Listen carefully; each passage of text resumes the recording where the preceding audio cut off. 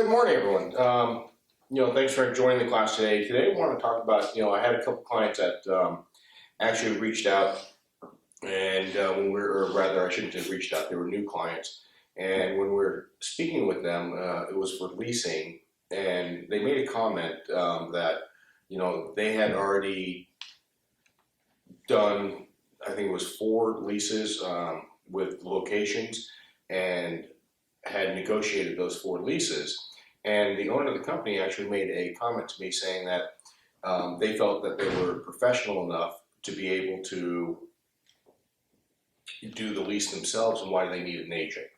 So, I had a conversation with him and, asked a few questions. And those are some of the things I wanted to go over you, kind of to explain what the value of a real estate agent is, especially when it comes to lease negotiations. Little things that some owners or people, even if they've negotiated commercial leases, may not have experienced in the past before. What we have to remember is that commercial leases, there's not one is similar to another one. They're all very different because of the unique businesses that they're dealing with, and the businesses, the requirements that those businesses must have for their business for the lease, and that should all be built into it. So where does an agent create value for the lease? Number one, of course, is market conditions. You're typically speaking, a tenant will not understand or not have access to the current market conditions. What his current landlord is offering in concessions to new tenants, as well as what other landlords are currently offering. And that's a combination of the rental rate, as well as the concessions that they give them, as well as tenant improvement dollars. So without having that full understanding, a tenant trying to renegotiate a lease is going to be kind of behind the 8 ball, so to speak, and they're not going to have as much information or knowledge to be able to negotiate the best deal for them. So number one, market knowledge. That's what an agent can really bring to the table when it comes to the commercial leasing side. From there, not just market knowledge, but really knowledge of tenants, or rather landlords, I should say, as well. Within the industry itself, I'm sure if you were to ask anybody in any industry, they know certain landlords have certain reputations, and the reputations are earned. They've been, and some of them are good reputations, like great landlord, great maintenance, great management, really good to be a tenant there. And others are not so good, where you might have a landlord that some people may call them a slumlord. They don't do any maintenance. They don't do, they're very slow to react when there's any kind of need or repairs. So that's also another case where a tenant or a tenant rep or a broker can add value when it comes to the leasing side. So you have the first, which is market knowledge. That also includes what we're talking about just now, information about landlords, buildings, what's currently going on in the marketplace, what's happening, what's coming to the table.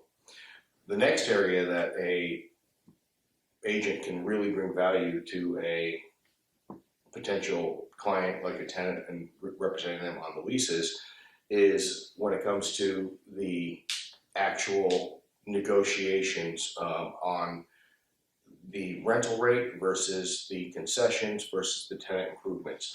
Almost always, when a tenant tries to negotiate this, they tend to not get as much.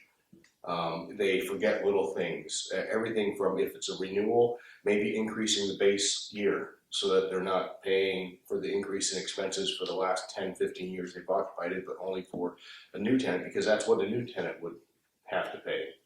So when you look at it that way and you come in, the leverage that an agent can bring, because a lot of times when a company is looking to renew a lease, they have a working relationship with that landlord. It may be a good relationship. They could just get along jovially or even think of them as friends. It's hard to negotiate and ask for those things. So an agent can actually create that distance, so to speak, and be a buffer, saying, well, this is what my client should get, and you're advocating on their behalf. okay?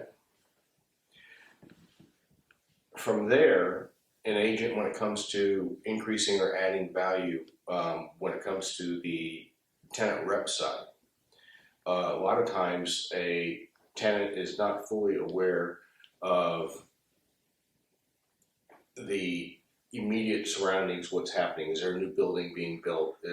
Are we going to have issues with the restaurants in the area, for your workers and employees to go to? What is surrounding that community? And a good agent can put that together. Lastly, a lot of things that a lot of companies don't take into consideration is where their employees are coming from. Meaning if I'm moving my company, I have to really keep in mind that any move not just affects me as the owner of the company, but also it affects the employees, and probably the employees more so.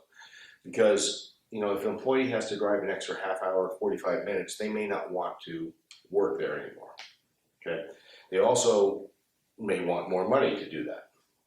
So what we can do as an agent, one of the services that we offer is actually kind of create a heat map for them where we can say, here are where all of your employees are, where they currently live, and here's the best location for you so that you can make everyone happy, so to speak, distance-wise. And that then creates a little bit more stability within the company, longer term, easier, everybody's happy, the employees are happy, owners are happy, and then the landlords are happy. So there are definitely ways that an agent can create value for negotiating on a commercial lease, more so than even if the client themselves may have already experienced or have experience with negotiating leases. Because there's a lot more that goes into negotiating the lease than just the legal aspect of the terminology. It has to do with the actual market conditions, and that's where we add the value, and that's where we can actually save quite a bit of money. In fact, a case study that we had,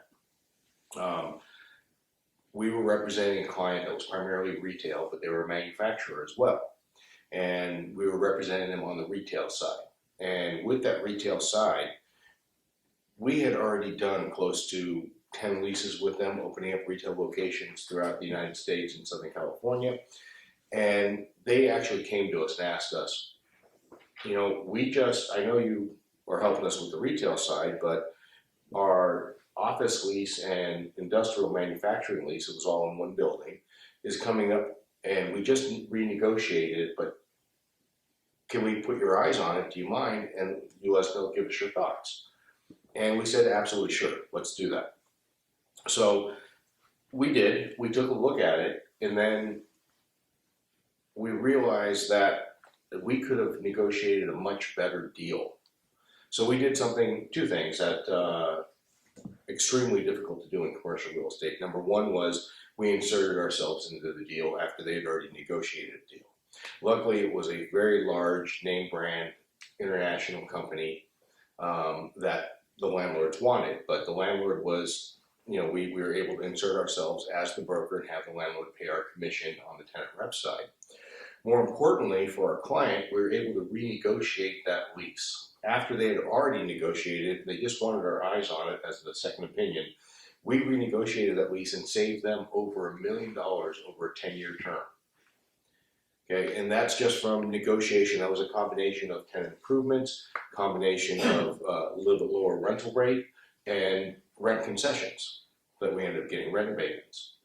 But over a 10-year term, we saved them over $1 million. Now, this was a landlord, this was a tenant of ours that had already negotiated close to 10 retail commercial leases and thought that they could negotiate this on their behalf as well. And they did negotiate it, and they negotiated all the legal aspects of it, but the financial terms, and we were actually able to step in, go in there, renegotiate that, and get savings of about $1 million over a 10-year term, a little bit over actually.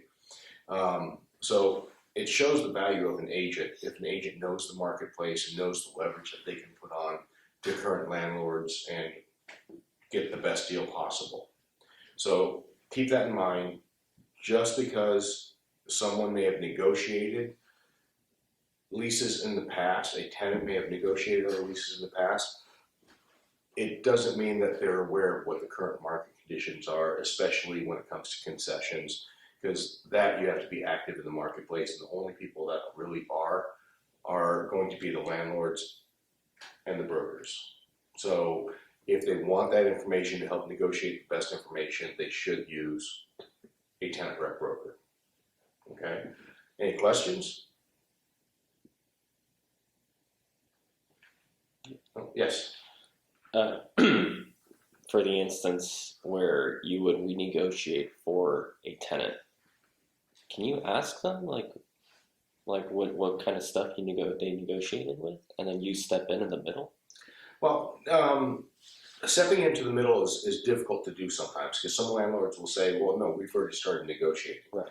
But that's where you want to make sure that you get an exclusive representation agreement because, even if for instance, we were lucky to get the landlord to pay our commission, which was a few $100,000 on that one deal.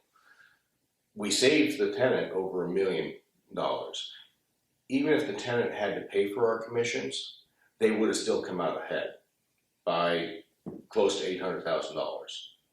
So when it comes to that, make sure you have your exclusive representation agreement. Now, when it comes to negotiating midstream, sometimes it can be difficult. It depends on the time of the market, so to speak, market timing, meaning if it's an extremely hot market with very low vacancy rates, a landlord may come in and just say, no, forget it, and try and use that leverage there. But we're going to be able to at least advise the clients that here's where we are, and here's why, and here's where you should be at market. Understand that when it comes to lease renewals especially, that, a lot of times a tenant will look at, well, my landlord's charging $36 a square foot for rent. If I get $30 a square foot for rent or $32 a square foot for rent, I did well. Okay? Not understanding that the asking rate may be $36, they'd probably negotiate the $32 anyways, plus give concessions of rent abatement, build out, tenant improvements, things like that to a new tenant. And on top of that, they're also going to have a vacancy for anywhere from 3 to 6 months or possibly longer if a new tenant were to step in. So if the tenant has that knowledge when it comes to renewing the lease, they can get a much better deal than just looking at the face rate and saying, oh, I got a 10% discount off the face rate, because they could have gotten potentially a lot more with concessions, tenant improvement dollars, rent abatements, things like that. So it is hard to jump into, but it can be done, and we do it all the time. Any other questions?